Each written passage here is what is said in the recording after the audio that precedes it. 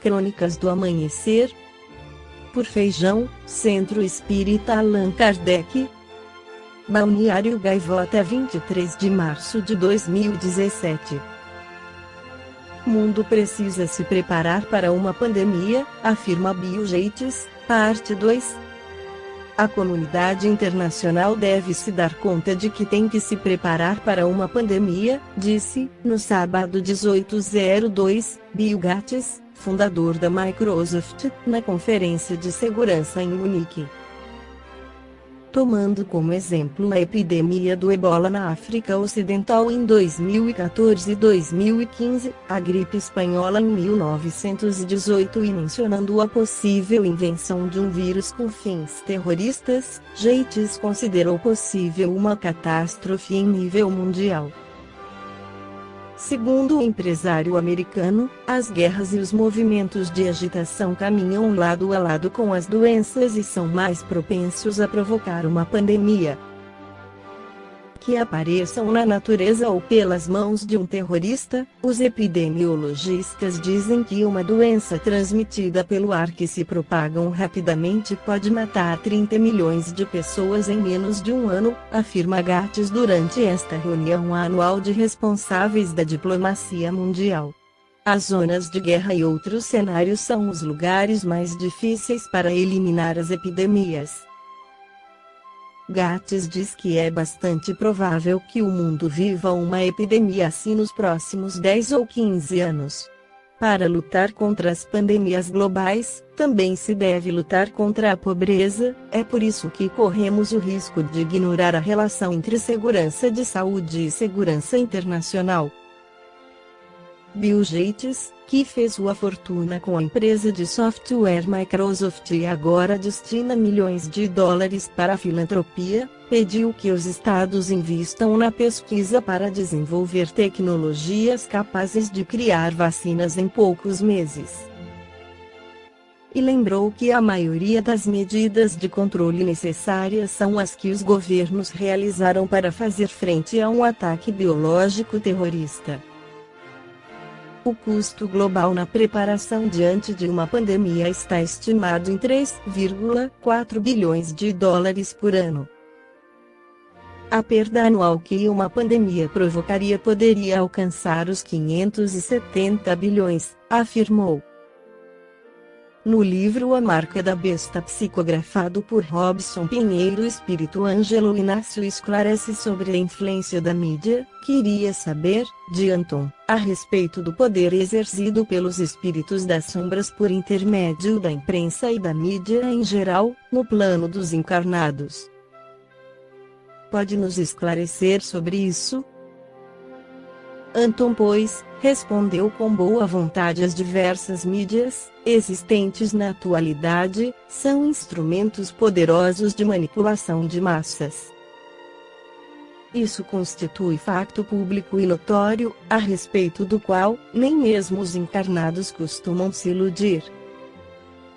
Contudo, há quem se deixe levar pelas notícias, informações ou desinformações que são disseminadas pelos veículos de comunicação de massa, cuja condução está a cargo daqueles que detêm o poder, dos dois lados da vida. Não podemos ignorar a realidade de que são os espíritos que dirigem os destinos dos homens. Não é novidade que, por diversas vezes, presenciamos governos e governantes, sendo depostos ou assumindo poder a partir do retrato que a imprensa fez da questão em foco no momento, seja por meio da televisão, da imprensa escrita ou do rádio. Mais recentemente, com o advento e a popularização da internet, tudo sucede ainda com maior velocidade. Mudanças decisivas como essas, que cito apenas a título de exemplo, podem esconder motivações de quem está ao serviço de homens que detêm o comando da política das informações. Ou, às vezes, tais pessoas acabam por atender a interesses de modo inconsciente, ao colocar-se como instrumento dos poderes ocultos do mundo. Vamos nos ater a este início de século, período em que o planeta assistiu a diversas manipulações, levadas a efeito pela mídia, que revelavam o objetivo escuso de seduzir a multidão desprevenida e crédula, a fim de que levasse a sério ameaças supostamente gravíssimas, que espreitavam de perto toda a gente. Referimo-nos, agora, à gripe, cujo nome mudou, ao menos, 3 vezes, desde que eclodiu, com velocidade tão impressionante quanto maciça foi a exposição do tema nos meios de comunicação paradoxalmente, durante período estranhamente curto. Da mesma forma abrupta como foi alçada a primeira página dos jornais e ocupou as principais manchetes ao redor do globo, subitamente desapareceu quase por completo, de maneira tão repentina quanto foi orquestrada. A chamada gripe asiática ou suína, finalmente, H1N1, foi alvo do cômputo obsessivo do total de casos, acompanhado por estatísticas diárias e em tempo real números não corroborados por nenhum órgão de imprensa, diga-se de passagem, que se contentaram em reproduzir os informes oficiais. Apesar da perturbação que causou, a doença mereceu, nos meses subsequentes ao anúncio da vacina, apenas cobertura irrisória da imprensa. A partir de argumentos alarmistas, informações modificadas e tendenciosas, insufladas por grandes corporações, governos e detentores do poder, vimos a população ser escancaradamente manipulada, tendo sido instaurada uma espécie de neurose coletiva sem precedentes. Curiosamente, a suposta epidemia foi notícia durante tempo suficiente para favorecer as mesmas megaempresas que, confortavelmente, descobriram a cura, o produto salvacionista patenteado e sintetizado por elas próprias, que começou a ser vendido no momento exato em que as massas responderam ao estímulo hipnótico, passando, inclusive, a exigir de seus governos a encomenda e aquisição de lotes da droga. Que época incrível tem a ciência farmacológica, não?